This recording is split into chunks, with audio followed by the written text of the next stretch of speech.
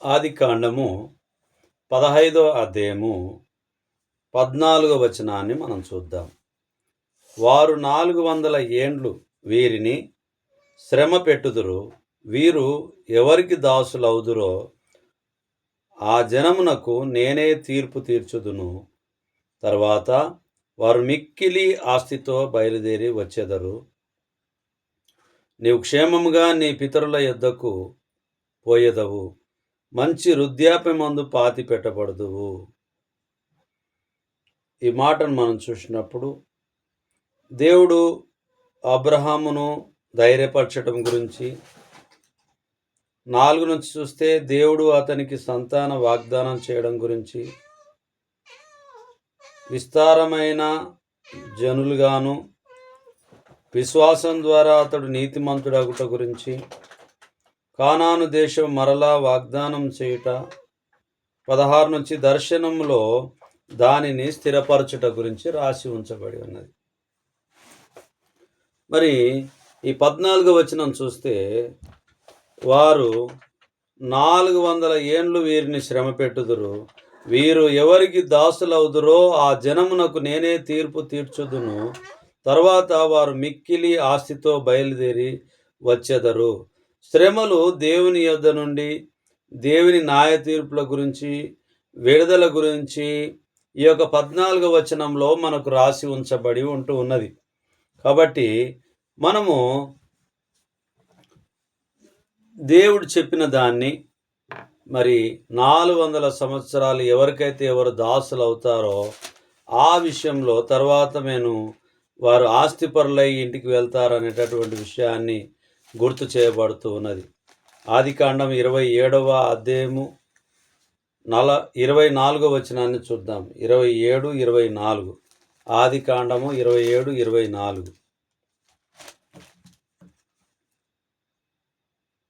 ఏశావు అను నా కుమారుడవు నీవేనా అని అడగగా యాకోబు నేనే అనెను. ఇంతకుముందు మనం నేర్చుకున్నాము, నేనే అనేటటువంటి పదము యేసుక్రీస్తు ప్రభు వారు పలికినటువంటి సందర్భాలను మనం చూస్తూ ఉన్నాం. మరి తండ్రిని మోసగించడానికి యాకోబు గారు వచ్చి నీవేనా అని అన్నప్పుడు నేనే అని చెప్పి అబద్ధం పలికినటువంటి విషయాన్ని మనము చూస్తాం. స్వరమేమో ఏశావుది, స్వరమేమో యాకోబుది, ఆకారమేమో ఏశావుది. అంటే తల్లి తనను అలా సిద్ధపరిచి తండ్రి దగ్గరికి, తండ్రి దీవెనలు పొందుకోవడానికి ఆమె పంపించి ఉంటూ ఉన్నది రిబ్కమ్మ. ఈ ఏశావు అను నా కుమారుడవు నీవేనా అని అడగగా యాకోబు నేనే అనెను. అంతటా అతడు అది నా యొద్దకు తెమ్ము, నేను నిన్ను దీవించున్నట్లు నా కుమారుడు వేటాడి తెచ్చినది తిందుననెను. అతడు తెచ్చినప్పుడు అతడు తినెను, ద్రాక్షారసము తేగ అతడు త్రాగెను. తర్వాత అతని తండ్రి అయిన ఇస్సాకు నా కుమారుడా దగ్గరకు వచ్చి నన్ను ముద్దు పెట్టుకొనుమని అతనితో చెప్పాను.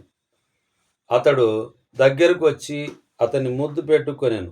అప్పుడు అతడు అతని వస్త్రములను వాసన చూచి అతని దీవించి ఇట్లనెను, ఇదిగో నా కుమారుని సువాసన యెహోవా దీవించిన చేని సువాసన వలెనున్నది.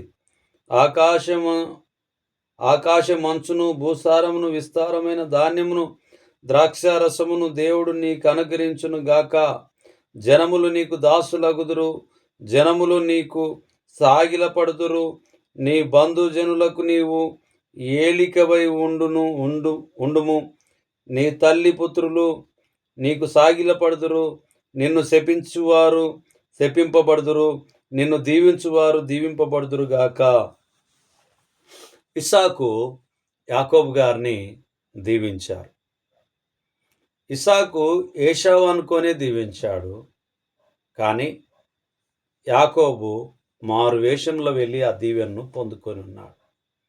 ఆ దీవెన పొందినటువంటి యాకోబు నిజంగానే ఆయన మోసగాడిగా తండ్రి ఇంటి నుంచి బయలుదేరి వెళ్ళినప్పటికీ ఇశ్రాయేలుగా మారి ఆయన గొప్పవాడిగా వచ్చి ఉంటున్నాడు. వచ్చినప్పుడు తన పిల్లల్ని తన భార్యలను పరిచయం చేస్తూ దేవుడిచ్చిన సంతానం అని చెప్పి పరిచయం చేశాడు ఏశావుకు. ఏశావుకు కోపం ఉన్నది, తాను అయినప్పటికీ సహోదర ప్రేమ కలిగి వారు ఒకరినొకరు అర్థం చేసుకొని మరి ముందుకు కొనసాగారు. మరి నీవేనా అని చెప్పి తండ్రి అడిగినప్పుడు నేనే అని చెప్పాడు యాకోబు. అంటే ఈ పదాలు ఎందుకొరకు మనం చూస్తున్నామనంటే, యేసు ప్రభు వారు నేనే అనేటటువంటి పదాన్ని ఇంతకు ముందు మనం చూసాం. మానవుల్లో కొంతమంది కూడా నేనే అనేటటువంటి పదం అంటే ఎవరైనా తండ్రి పిలిచినప్పుడు పలికేటటువంటి పిల్లలు. మరి నేనే అనే యాకోబు పలికినటువంటి విషయాన్ని ఈ లేఖనం మనకు గుర్తు చేయబడుతుంది. ఆదికాండము 41వ అధ్యాయము ఈ ఆదికాండము 27వ అధ్యాయంలోనే ఏశావు గారిని చూపించినప్పుడు ఈ విషయాన్ని మనం ఆలోచన చేస్తే అబద్ధము ఆధారముల గురించి ఆదికాండం 37, 32లో చూపబడుతున్నది. అలాగనే మరి తండ్రి ప్రేమను వెలువరచబడుతున్నది. ముద్దు పెట్టుట గురించి తెలియపరుస్తుంది. మనుషులు ఒక్కొక్కరిని ఆశీర్వదించుట గురించి, ఆశీర్వాదముల గురించి మరి గుర్తు చేయబడుతున్నది. వర్ధిల్లుటకైన వాగ్దానము గురించి తండ్రి ఆశీర్వదించినట్టుగా మనం చూస్తూ ఉన్నాం. మరి ఇప్పుడు ఆదికాండం 41వ అధ్యాయము 44వ వచనాన్ని మనం చూద్దాం. ఆదికాండం 41, 44. మరియు ఫరో యోసేపుతో ఫరోను నేనే అయినను నీవు సెలవు లేక ఐగుప్తు దేశమందంతటను ఏ మనుషుడును తన చేతినైనను కాలినైనను ఎత్తకూడదని చెప్పాను.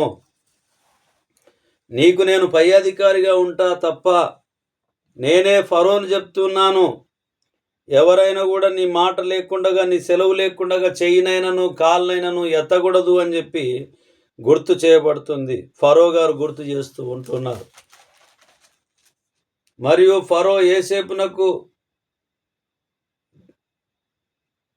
మరి ఆయన గుర్తు చేసినటువంటి మాటను మనం చూస్తూ ఉన్నాం.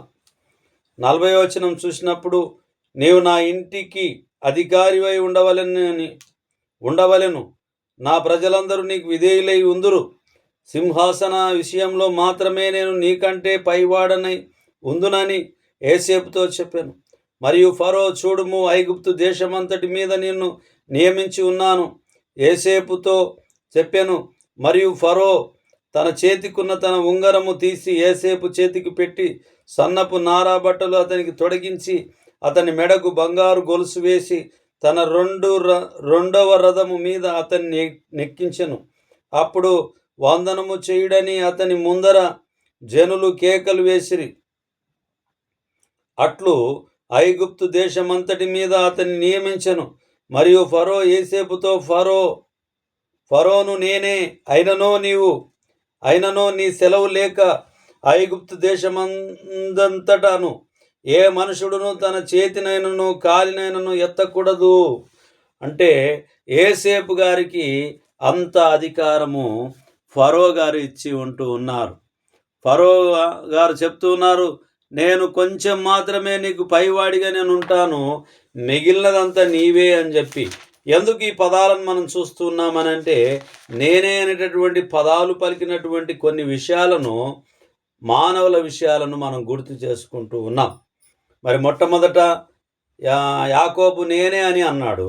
రెండవదిగా ఫరో నేనే అని అనేటటువంటి విషయాన్ని, అంటే నేనే ఫరోను, మరి నీకు అధికారం అంతా కూడా అప్పచెప్తున్నాను, ఊక పైవాడిగా మాత్రమే నేను ఉంటానని చెప్పి గుర్తు చేస్తూ ఉంటున్నాడు.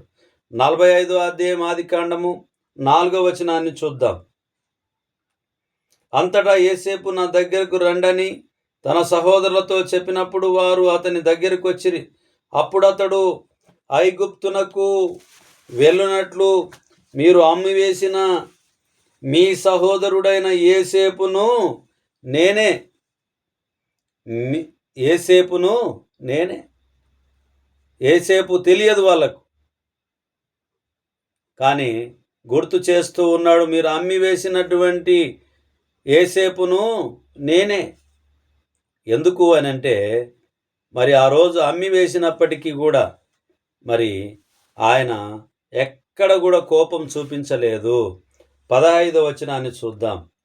అతడు తన సహోదరులందరినీ ముద్దు పెట్టుకొని వారి మీద పడి ఏడ్చిన తర్వాత అతని సహోదరులు అతనితో మాట్లాడిరి.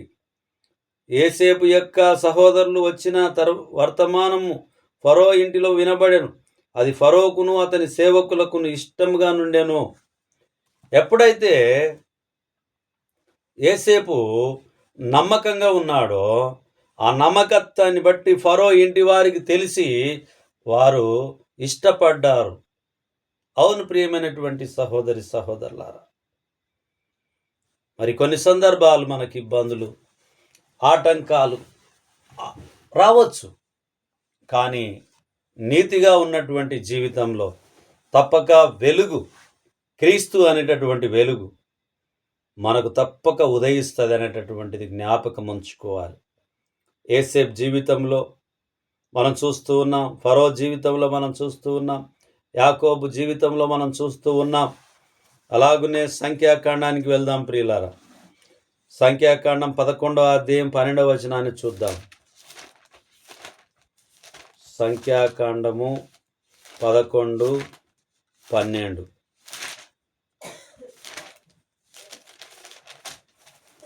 11వ అధ్యాయము 12వ వచనాన్ని చూద్దాం. నేనే ఈ సర్వజనమును గర్భమున ధరించి తినా, నేనే వీరిని కంటినా, పాలిచ్చి పెంచెడు తండ్రి పసిపిల్లలను మోయినట్లు నేను వీరి తండ్రులకు ప్రమాణపూర్వకముగా ఇచ్చిన దేశమునకు వీరిని నీ రొమ్మున ఎత్తుకొని పొమ్మని నాతో చెప్పుచున్నావు.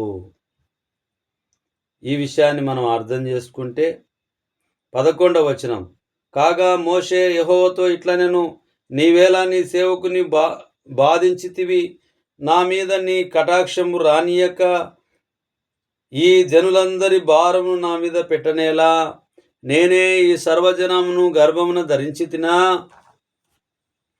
ఆయాసంతో మాట్లాడుతున్నటువంటి మాట మోషే గారి గురించి మనం చూస్తూ ఉన్నాం. నేను కంటినా అనేటటువంటి విషయాన్ని మోషే గారు చెప్పినటువంటి మాటను మనం చూస్తూ ఉన్నాం. ఈ విషయంలో మనం అర్థం చేసుకునే విషయాన్ని చూస్తే తృప్తి లేని తనము గురించి తెలియపరచబడుతుంది. అలాగునే దేవుని మొరపెట్టుట గురించి తెలియపరచబడుతుంది. వాగ్దానం చేసింది పొందుకోవాల్సిందిగా తెలియపరచబడుతూ ఉన్నది. యెషయా 40 అధ్యాయం 11వ వచనము, యెషయా 49, 23వ వచనము మనకు గుర్తు చేయబడుతూ ఉంటూ ఉన్నది. కాబట్టి మోషే గారు అంటూ ఉన్నారు, నేనే ఈ సర్వజనమును గర్భమున ధరించి తినా, నేనే వీరిని కంటినా, పాలిచ్చి పెంచెడు తండ్రి పసిపిల్లలను మోయినట్లు నేను వీరి తండ్రులకు ప్రమాణపూర్వకంగా ఇచ్చిన దేశమునకు వీరిని నీ రొమ్మున ఎత్తుకొని పొమ్మని నాతో చెప్పుచున్నావు. ఈ సమస్త ప్రజలకు ఇచ్చుటకు మాంసము నాకెక్కడిది? వారు నన్ను చూచి ఏడ్చుచు తినుటకు మాకు మాంసమిమ్మని అడుగుచున్నారు. ఈ సమస్త ప్రజలను ఒంటిగా మోయ నా వలన కాదు, అది నేను భరించలేని భారము. నీవు నాకిట్లు చేయదలిచిన ఎడల నన్ను చంపుము, నా మీద నీ కటాక్షం వచ్చిన ఎడల నేను నా బాధను చూడకుండునట్లు నన్ను చంపుము అని చెప్పి మోషే గారు గుర్తు చేస్తూ ఉన్నారు. జనుల సనుగుట, దేవుని శిక్ష గురించి, అలాగున్నే మన్నా వారికి ఇష్టం లేకపోవట గురించి మరి మోషే గారు దేవునికి మొరపెడుతున్న విషయాన్ని మనం చూస్తూ ఉన్నాం. మన్నాను తినడానికి వారికి ఇష్టం లేక ఏం కోరుకుంటున్నారంటే ఏడుస్తూ మోషే గారిని మాంసం కావాలని కోరుతూ ఉన్నారు. మాంసం కావాలని కోరుతూ ఉన్నారు. మోషే గారు తన యొక్క ఆవేదనను దేవునికి మొరపెడుతూ ఉంటున్నాడు. అవును ప్రియమైనటువంటి వారలారా, మనము మన జీవితంలో కూడా మరి దేవునికి మొరపెట్టేవారిగా మనం ఉంటాం. అంతేకాని సనగవద్దని చెప్పి దేవుని వాక్యం మనకు తెలియపరచబడుతూ ఉన్నది. సనగడం వల్ల లాభం లేదు అని చెప్పి గుర్తు చేయబడుతుంది. కాబట్టి సనిగే వారిగా మనం ఉండవద్దు. మరి మొదటి సమూయేలు గ్రంథము 1వ అధ్యాయము 26వ వచనాన్ని మనం చూద్దాం. మొదటి సమూయేలు గ్రంథము 1వ అధ్యాయము 26వ వచనాన్ని మనం చూద్దాం. నా ఏలినవాడా, నా ఏలిన వాని ప్రాణము తోడు, నీ యొద్ద నిలిచి యెహోవాను ప్రార్థన చేసిన స్త్రీని నేనే. ఇక్కడ ఎవరు ఆ నేనే అనే పదం అని ఆలోచించి, కాబట్టి ఆమె పెనిమిటి అయిన ఎల్కానా, నీ దృష్టికి ఏది మంచిదో అది చేయుము, నీ వానికి పాలు మాన్పించు వరకు నిలిచి ఉండుము, యెహోవా తన వాక్యమును స్థిరపరచునుగాక అని ఆమెతో అనెను. కాగా ఆమె అక్కడనే ఉండి తన కుమారుని పాలు మాన్పించు వరకు అతన్ని పెంచుచుండెను. పాలు మానిపించిన తర్వాత అతడు ఇంకా చిన్నవాడై ఉండగా ఆమె ఆ బాలుని ఎత్తుకొని 3 కోడెలను, తోమెడు పిండిని, ద్రాక్షరసపు తిత్తిని తీసుకొని షిలోహింలోని మందిరమునకు వచ్చెను. వారు ఒక కోడెను వధించి పిల్లవానిని ఏలి యొద్దకు తీసుకొని వచ్చినప్పుడు ఆమె అతనితో ఇట్లనెను, నా ఏలినవాడా, నా ఏలిన వాని ప్రాణము తోడు, నీ వద్ద నిలిచి యెహోవాను ప్రార్థన చేసిన స్త్రీని నేనే. అంతకుముందు దేవుని సన్నిధిలో చేరి ప్రార్థన చేసినప్పుడు ఏలి గారు మత్తురాలై ఉందని చెప్పి తాను గ్రహించాడు. కానీ ఆమె మత్తురాలై లేదు. కానీ దేవునికి మొరపెట్టినటువంటి స్త్రీని నేనే అని చెప్పి తన ఒడంబడికను, తన ఒప్పందాన్ని దేవుని సన్నిధికి అప్పజెప్పడానికి తాను నిర్ణయించుకున్నది. ఈ రోజుల్లో ప్రియమైనటువంటి క్రైస్తవ తల్లిదండ్రులు ఎంతమంది దేవునికి ఒడంబడిక చేసుకున్న వాటిని అప్పజెప్తూ ఉన్నాం. మన పిల్లల్ని పెంచే విషయంలో, మన పిల్లల్ని దేవుని సన్నిధికి అప్పజెప్పేటటువంటి విషయంలో పాలు మర్చిన తర్వాత ఎవరమిస్తూ ఉన్నాం. ఈ రోజుల్లో అది మనకు కనిపించడం లేదు. ప్రియులారా, అన్నమ్మ తాను మొక్కుబడి ఏదైతే చేసుకున్నదో సమూయేలు గారిని దేవుని సన్నిధికి, దేవుని పని కొరకు అప్పజెప్పాలని చెప్పి తీర్మానం చేసుకున్నది. నాకు కుమారుణ్ణి అనుగ్రహించినప్పుడు ఆ కుమారుని మీ పని కొరకు, మీ పరిచర్య కొరకు మీకే అప్పజెప్తా అని అప్పజెప్పి ఉంటూ ఉన్నది. కాబట్టి మనం కూడా మన జీవితంలో ఇక్కడ చూస్తే అన్న ప్రార్థన చేసినది నేనే అని చెప్పి ఆమె పలికినటువంటి మాటను మనం చూస్తూ ఉన్నాం. 9వ అధ్యాయం మొదటి సమూయేలు గ్రంథము 19వ వచనాన్ని చూద్దాం. 9:19. సమూయేలు సౌలుతో, నేనే దీర్ఘదర్శిని, ఉన్నతమైన స్థలమునకు నాకు ముందు వెల్లుడి, నేడు మీరు నాతో కూడా భోజనము చేయవలెను, రేపు నీ మనస్సులో నున్నదంతయు నీకు తెలియజేసి నిన్ను వెళ్ళనిచ్చెదను. 3 దినముల క్రిందట తప్పిపోయిన నీ గార్ధబములను గురించి విచారపడకుము, అవి దొరికినవి. ఇశ్రాయేలీల అభిష్టము ఎవరి ఎందున్నది? నీ ఎందును, నీ తండ్రి ఇంటి వారి ఎందును గదా అనెను. అందుకు సౌలు, నేను బెన్యామీయుడను కానా? నా గోత్రం ఇశ్రాయేలీల గోత్రములలో స్వల్పమైనది కాదా? నా ఇంటివారు బెన్యామీను గోత్రపు ఇంటి వారందరిలో అల్పులు కారా? నాతో ఇలాగున ఎందుకు పలుకుచున్నావు అనెను. అయితే సమూయేలు సౌలును అతని పనివానిని భోజనపు శాలలోనికి తోడుకొని పోయి పిలువబడిన దాదాపు 30 మందిలో ప్రధాన స్థలమందు వారిని కూర్చుండబెట్టి వచనకర్తతో నేను నీ దగ్గర నుంచుమని చెప్పి నీ చేతికి ఇచ్చిన భాగమును తీసుకొని రమ్మనగా, వచనకర్త జబ్బును దాని మీదనున్న దానిని తీసుకొని పౌలు ఎదుట ఉంచగా, సమూయేలు సౌలుతో ఇట్లనెను, చూడుము, మనము కలుసుకొను కాలమునకై దాచి ఉంచబడిన దానిని నీకు పెట్టి ఉన్నాడు. జనులు పిలిచి తినని నేను వచనకర్తతో చెప్పినప్పుడు ఇది నీ కొరకు ఉంచవలసినదని చెప్పి తిని, ఆ దినము సౌలు సమూయేలుతో కూడా భోజనము చేసెను. ఇక్కడ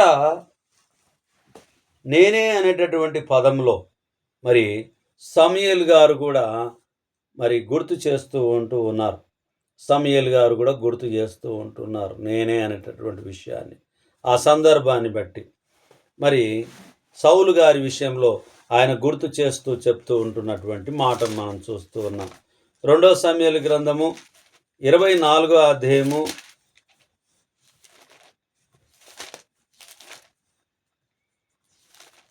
17వ వచనాన్ని చూద్దాం. 24:17.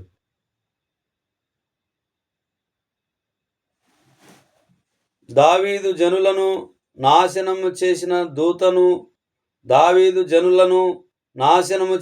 దూతను కనుగొని యెహోవాను ఇలాగు ప్రార్థించెను, చిత్తగించుము, పాపము చేసిన వాడను నేనే, దుర్మార్గముగా ప్రవర్తించిన వాడను నేనే.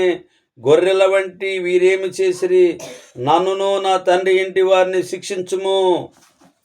దావీదు గారు తన తప్పును ఒప్పుకుంటున్నటువంటి విషయాన్ని మరి గుర్తు చేస్తూ ఉన్నది. నన్నును నా ఇంటి వారిని శిక్షించుము అని చెప్పి మరి గుర్తు చేస్తూ ఉంటున్నాడు. మరి మనము ఎందు నిమిత్తం ఈ మాటలు చెప్పగలుగుతున్నాడు అని చెప్పి ఆలోచన చేస్తే 24వ అధ్యాయంలో దావీదు జనులను లెక్కించుట గురించి 10వ వచనం నుంచి దేవుడు 3 రకముల శిక్ష దావీదు ముందుంచెను. 14 నుంచి అతడు పశ్చాత్తాపపడి 3 దినములు తెగులు అను శిక్ష స్వీకరించెను. 17 నుంచి దావీదు దేవుని సన్నిధితో రాయబారిగా నుండెను, తెగులు ఆగిపోయెను. ఆ శిక్షకు పాత్రుడను నేనే, నాకు నా కుటుంబానికి మీరు దయచేయండి అని చెప్పి గుర్తు చేయబడుతూ ఉన్నది. ఏబు గ్రంథానికి వెళ్దాము. 19వ అధ్యాయము 27వ వచనాన్ని మనం చూద్దాం ప్రియులారా. ఏబు గ్రంథము 19వ అధ్యాయము 27వ వచనాన్ని మనం చూద్దాం. 19:27.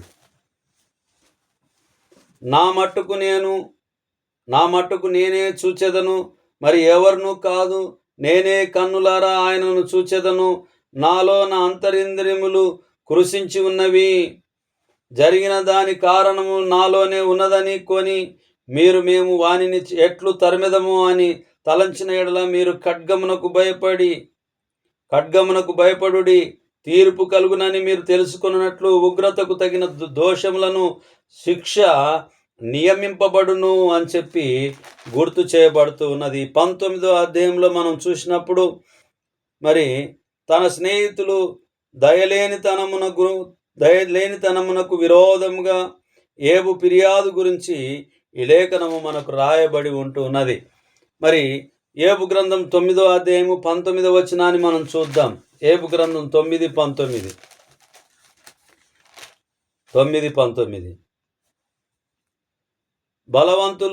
బలవంతుల శక్తిని గురించి వాదము కలగగా నేనే ఉన్నానని ఆయన అనును. న్యాయ విధిని గురించి వాదము కలగగా ప్రతి వాదిగా నుండి తెగించువాడెవడని ఆయన అనెను. ఇక్కడ దైవ బలం గురించినటువంటి విషయాన్ని మరి ఏబు గారు గుర్తు చేస్తూ ఉన్నాడు. దైవ బలం గురించి ఏబు గారు గుర్తు చేస్తూ ఉన్నారు. మరి ఇంతకుముందు 19వ వచనంలో 19వ అధ్యాయం 27వ వచనంలో చూసినప్పుడు అక్కడ మరణం లేనటువంటి స్థితి, పరలోక దర్శనం గురించి, దేవుని దర్శనం గురించి మరి ఏబు గారు గుర్తు చేస్తూ ఉంటున్నారు. కాబట్టి మరి నేనే అనేటటువంటి పదాన్ని కొంతమంది దేవుని పరిశుద్ధ గ్రంథంలో పలికినటువంటి మాటలు, ఆ సందర్భాన్ని మనం గుర్తు చేసుకుంటున్నాం. ఈ రాత్రి కాలమందు వాక్యాన్ని మనం పరిశీలన చేస్తూ, దేవుని వాక్యాన్ని ధ్యానిస్తూ, దేవుని వాక్యాన్ని మనం వింటూ, దేవుని వాక్యాన్ని చదువుతూ, దేవుని వాక్యాన్ని మన కనులారా చూస్తూ, అది గ్రహిస్తూ ఎంబడిస్తూ ఉండడం వల్ల మనకును మన కుటుంబాలకును ఆశీర్వాదము తప్పకుండా ఉంటుందని చెప్పి దేవుని వాక్యం మనకు గుర్తు చేయబడుతుంది. నీ వాక్యము నా పాదములకు దీపమును, నా త్రోవలకు వెలుగునై ఉంటున్నది. నీ దేవుని వాక్యం మన పాదములకు దీపమై వెలుగై నడిపిస్తుంది అని చెప్పి దేవుని వాక్యం గుర్తు చేయబడుతుంది. ప్రార్థన చేసుకుందాం ప్రియులారా. సర్వ సృష్టికి కారణభూతుడైన మా ప్రియ పరలోకపు తండ్రి, మీ పరిశుద్ధమైన నామాన్ని బట్టి మీకు వందనములు చెల్లించుకుంటున్నాం నాయన. ఇదిగో నాయన, మరి యాకోబు జీవితంలో మీరు చేసిన మేలుని బట్టి మీకు వందనాలు. సమూయేలు గారి జీవితంలో మీరు చేసిన మేలుకై వందనాలు. మోషే గారి జీవితంలో మీరు చేసిన మేలుకై మీకు వందనాలు. అన్నమ్మ జీవితంలో మీరు చేసిన మేలుకై మీకు వందనాలు. నాయనా, ఈ విధంగా ఏబు గారి జీవితంలో మీరు చేసిన మేలుకై వందనాలు. ఇదిగో నాయన, ప్రతి విషయంలో మీకు కృతజ్ఞతాస్తుతులు చెల్లించుకుంటూ నాయనా, వారు పలికినటువంటి మాటల్ని రాత్రికాలం మందు జ్ఞాపకం చేసుకొని నెమరేసుకుంటూ మా జీవితంలో ఉపయోగకరంగా మాదిరికరంగా ఉండులాగున సత్యానికి ప్రతిష్ఠింపబడి ముందుకు కొనసాగులాగున దీవించమని ఈ మనవులు మీ కుమారుడు మా ప్రాణరక్షకుడు నజరేయుడైన యేసుక్రీస్తు అతి పరిశుద్ధమైన నామంలో బ్రతిమాలి అడిగి వేడుకొని ప్రార్థించుచున్నాము తండ్రి. ఆమేన్. ఆమేన్. అందరికీ ప్రభు నామమున వందనాలు.